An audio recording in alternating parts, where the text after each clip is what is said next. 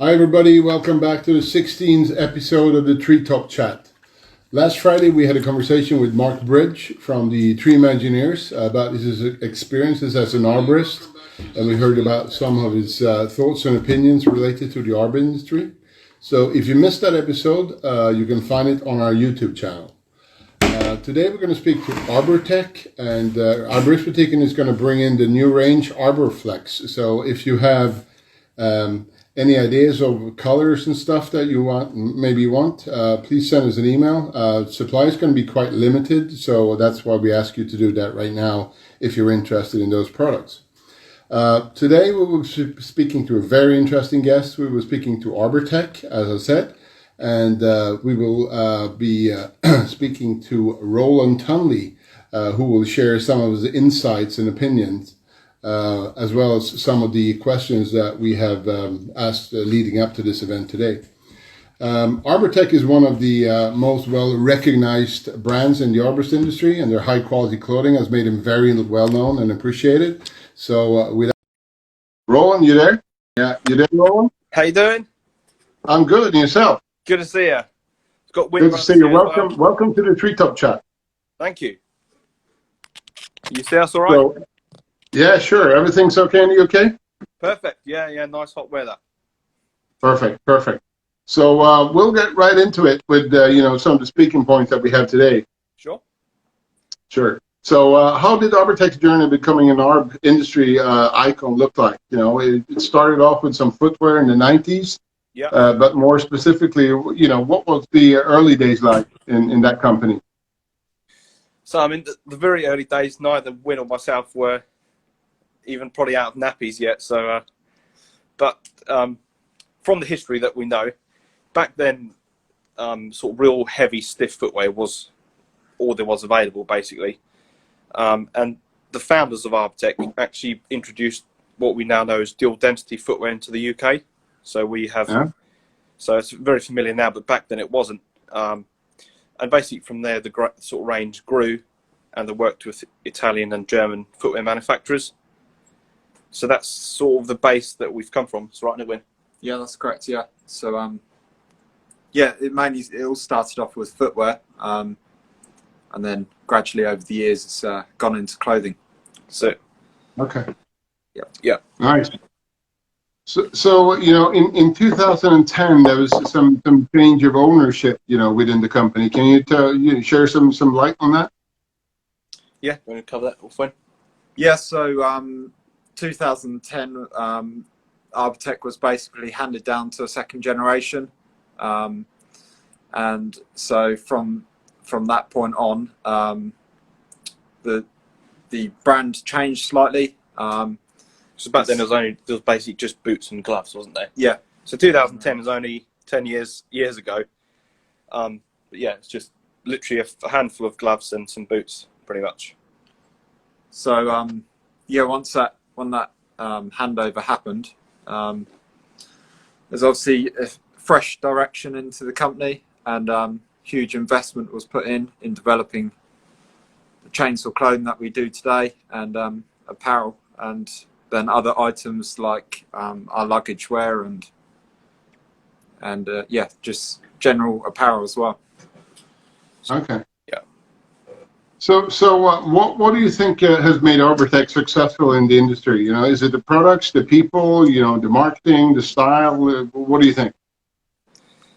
Yes, it's a difficult one. I don't know if we could exactly pinpoint any one specific thing, but over the years we've worked with some excellent ambassadors and people in the market. So even the exhibitions we've been to, take feedback from them and create products that the industry asks for.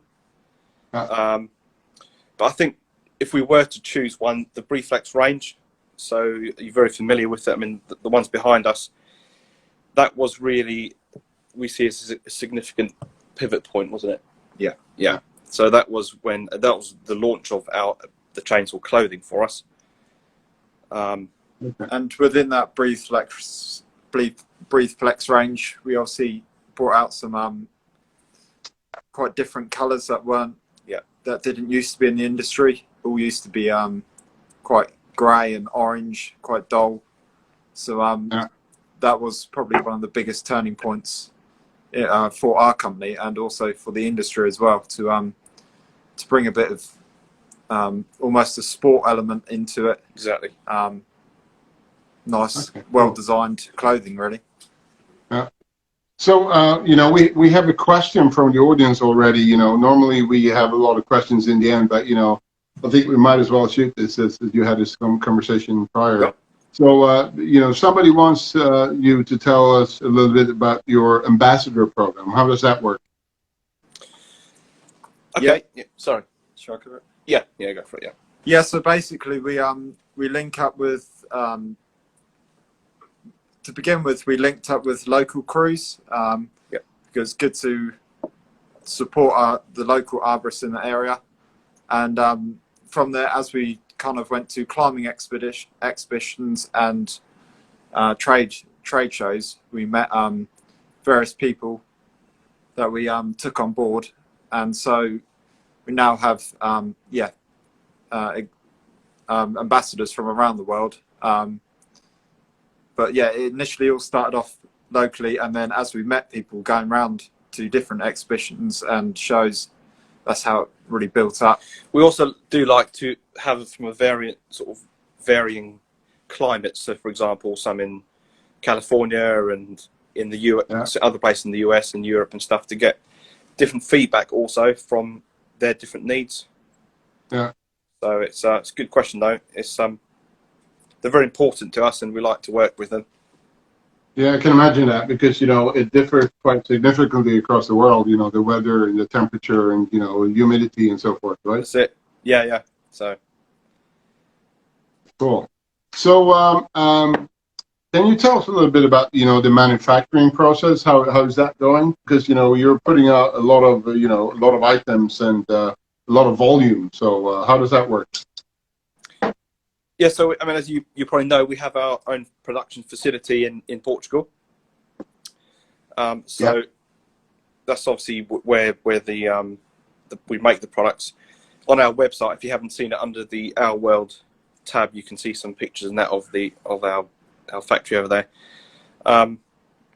On sort of how it works, how long, for example, a pair of Reflex trousers on average would take about 6 hours of work. So obviously it would never happen where you start from beginning to end at one, because we obviously have a production process. But if you were to make one pair, or the amount of work put in is 6 hours at least. So it's pretty significant. Yeah, it is, absolutely. But it's a very valuable asset to us to have our own factory, because we can quality control the stuff. We've got we've got our arms around the whole process, if you like.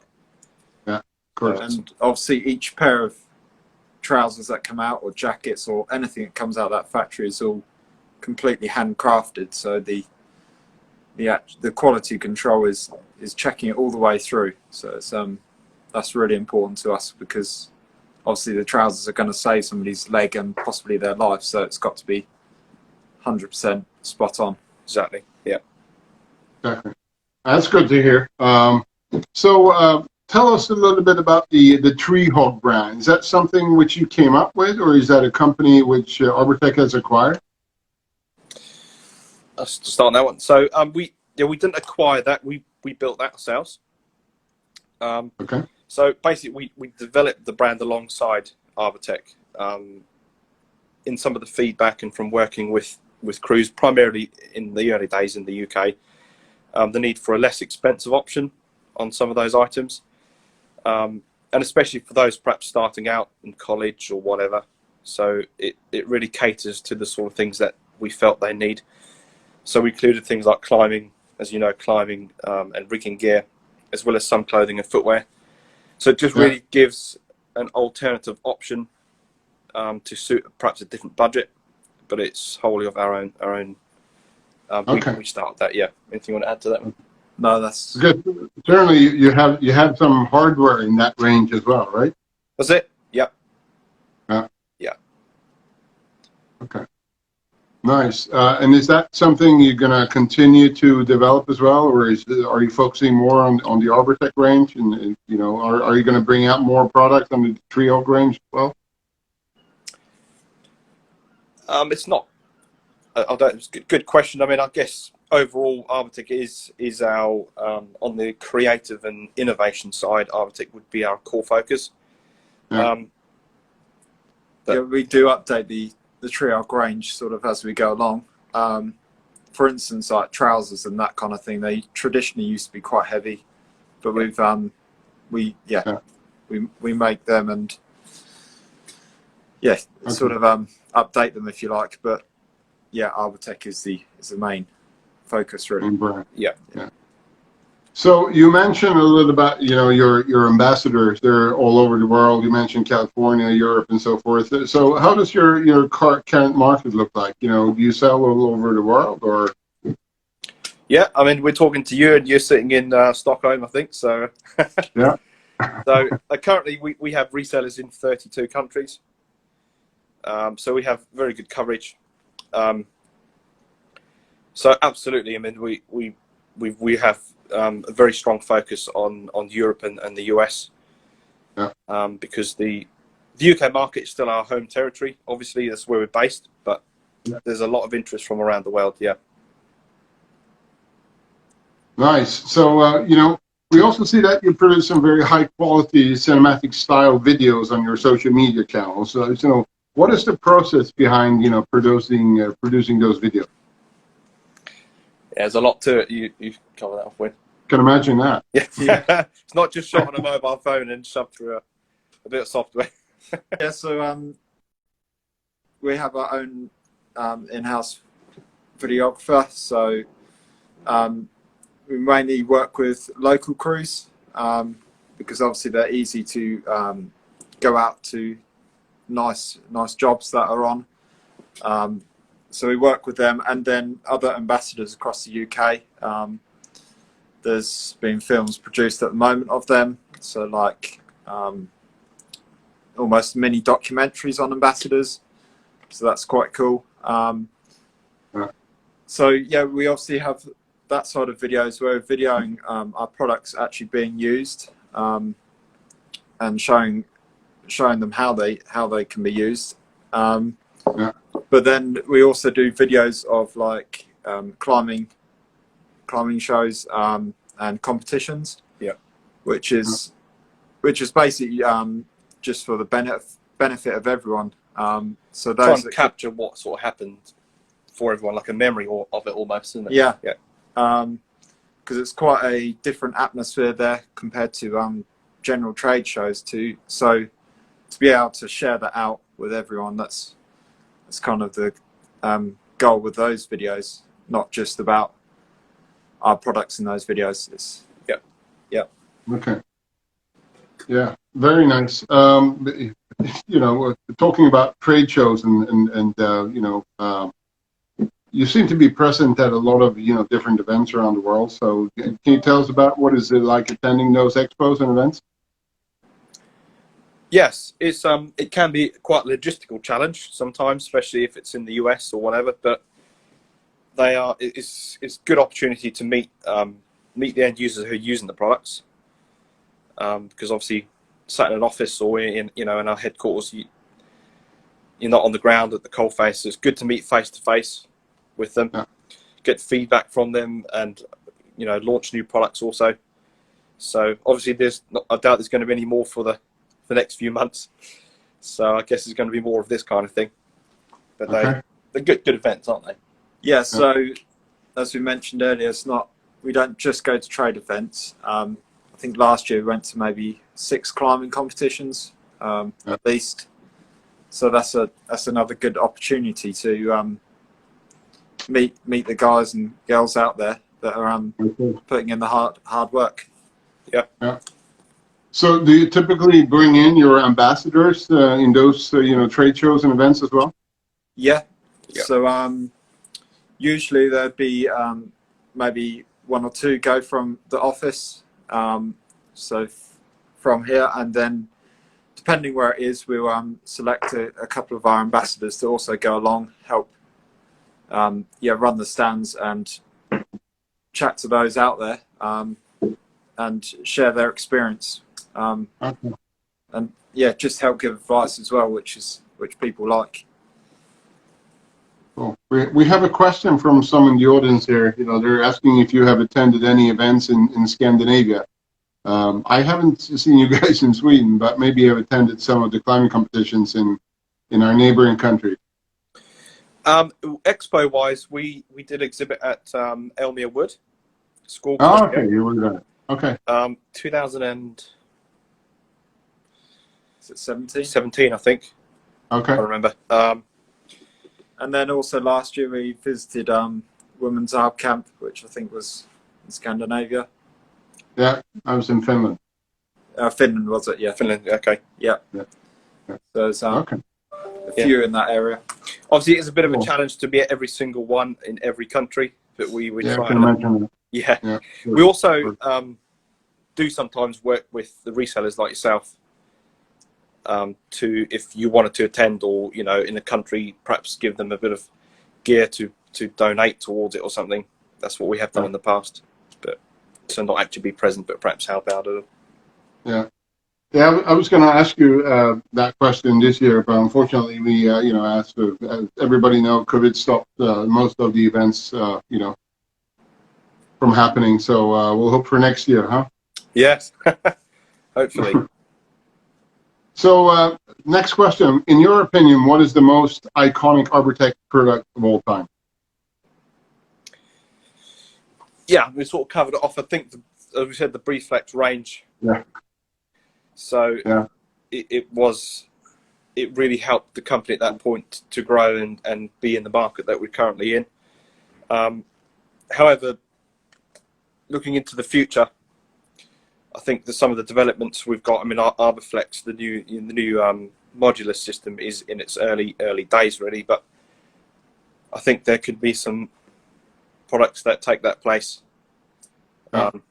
Lots of things happen in this room that we're sitting in now. That's where a lot of things are developed. Okay, cool. So, but anything else you want to add to that, Win? No, yes, Ronan said that the Reflex range is definitely the most iconic product we've had so far. Hence the reason we're always bringing out new colorways and that kind of thing in the Pro version. Because that is. Yeah, that was very popular, especially the olive color. Yeah, and it's based on demand and feedback. That's how they come about, those kind of products. Yeah. Yeah, I had a customer who wanted an olive helmet to match his olive pants the other day. Okay, that's great. So, what is your funniest on-the-job story at Arbortec? It's a good question. It's probably happening in the room you're in right now, right? Yeah. I mean, it's quite a young team here, so every day we have a lot of laughs. It's good fun. But one of the things which we sort of going back a little time is, I don't know if you've seen the video of the leaf blower challenge. So on our YouTube and Facebook page, at the end of every job, one of the teams like to do is the leaf blower. You try to, more about it, Win. Yeah, so especially on like a hot day today, it'd be it's just a good fun challenge to see who can stand the longest in front of the leaf blower. So that's probably that's quite a funny video to check out, which is on our YouTube channel. Sounds like a bad hair day, huh? More than that.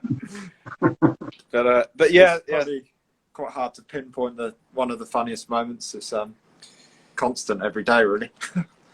Yeah, we have some good laughs here during the day also. So yeah, I know it's important to have fun at work, huh? We have a lot of fun, and That's I think cool. that makes people more creative. Absolutely, I agree to that. So, are there any new exciting products which you have in pipeline apart from what's new released, the Arbor Reflect range? But is there anything else you can tell us? That's secret. We can't say. No. Last week, somebody said they had to kill me first, so I don't want to be shot twice. So. Yeah, I mean, obviously, Arbor Reflect is the new thing on the block at the moment, and just past was the natural range, the Reflect Pro, but we have another Reflect Pro product coming, don't we? Yeah, so probably in the next month or so, we have a new style coming. which is actually going to be a denim style. So that'd be a cool release to look out for. Okay. Should be pictures coming, in the next sort of month or so. Oh, nice. There's quite a looking few forward more to that. developments towards the end of the year, but we'll keep them behind the curtains for now. Yeah. Okay. The denim style is, I mean, our friends in America like that sort of thing, especially if they're not used to wearing chainsaw protection. So it's more the casual look, perhaps more like the used to. I'm not saying just picking out just them, but generally. So we think it's going to be go down well. Nice. Yeah, we had another question here from the audience, and they want us to hear a little bit about the Arbor Reflect range, how that was developed. With the different layers. How did you come up with that idea? It's a good question. I think we know from the APF exhibition the amount of people in 2018 at the APF Expo, which is in the UK.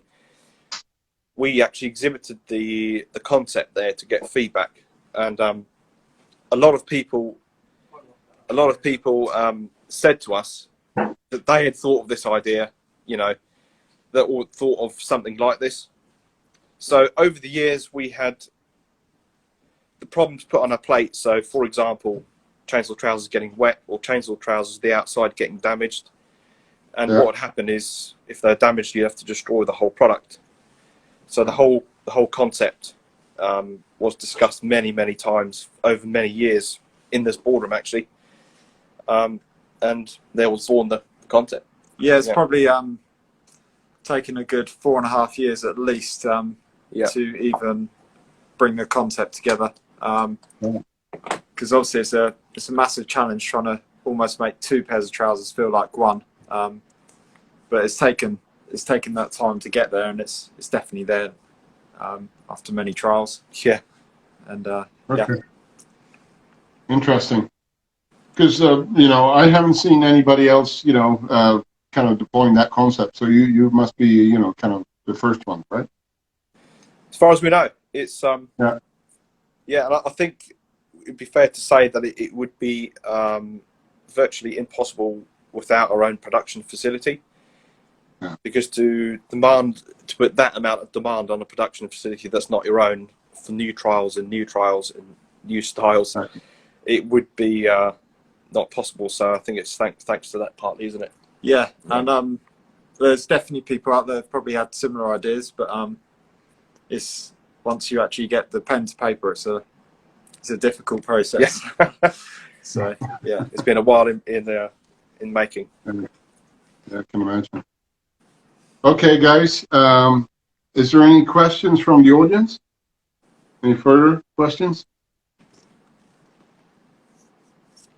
Okay, if there's no other questions, I think that we will call it a day here. Thank you so much for joining us today. Appreciate it. And it was great talking to you and get some insight to your production. How you think, how you work. We really appreciate that you took the time to be with us here. Next week we will be speaking to Fleetigemyr, which is a Danish tree care company. So do not forget to tune into that. It's going to be 5:30 next Friday as well. So as usual, if you missed any of these episodes, you can see them on our Instagram TV or on our YouTube channel.